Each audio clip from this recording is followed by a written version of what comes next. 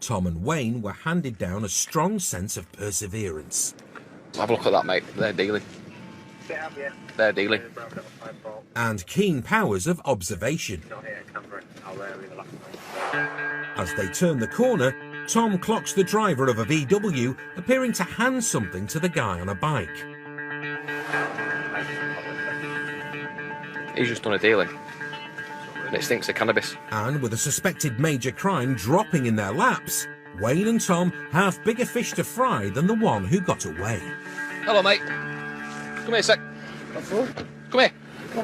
Want to speak to you. Come here. And he's off.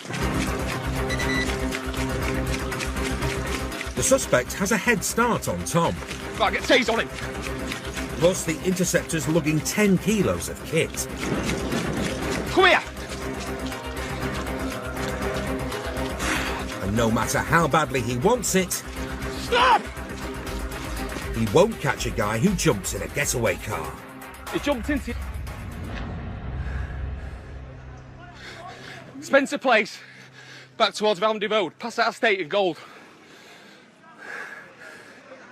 Mixed race male. Green t-shirt and shorts. Where did you lose him? Where did you lose him? He jumped into a car. Oh, is he? Tom heard the suspect shout, "Clear the car," and he's pretty sure why. There's a load of gear at car, as I've got it.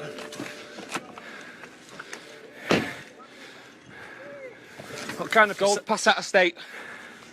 It looks like there are drugs in the car. So, with a growing audience, We'll put wood on it. There's a load of gear. they have a bash at the driver's window. But with tinted film on the glass, it's a tough nut to crack. Move away. Move away. Come on. Catching me, fam. Move away. Onlookers are getting rowdy, and the Interceptors are no closer to the stash inside the car. But you can see there's boxes. There's a massive box of gear in front. And back. And the back. Yeah. Well, someone's got some explaining to do then. Well, from looking at the moment, there's at least one tub of cannabis, but there's a lunchbox with a load of foil bags in. There's a large black bin bag. There's at least 2 mobile phones and a large box in back. So, could be anything really. Could be cannabis. It could be a bit more higher up. They may not be able to break through to the goodies in the car, but they have had a breakthrough with the baddie who abandoned it. Found him. Have you? Oh, yeah. It seems the registered owner of the impenetrable VW is a dead ringer for the guy who ran away. Let's get his details front log then. We'll go and visit him. First, they need to deal with the stash wagon and its indestructible windows. Romeo 40. And back at the Nick, armed with the tools to knock in the driver's window, they commence the search. The car smells of cannabis, so I think it's very likely we'll find some of that in there. Aha. As for the other stuff, There we go. ah, yeah. So we've got a decent amount of what looks like cannabis there. I'll just put it sort of relative to where you found it so we can remember where we got it from. It certainly smells like cannabis. So they're from the passenger driver's footwell. They're all driver's footwell, aren't they? All of those.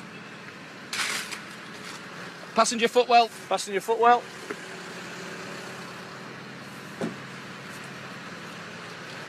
Centre console. Centre console. Passenger seat. We're going to need a bigger bonnet.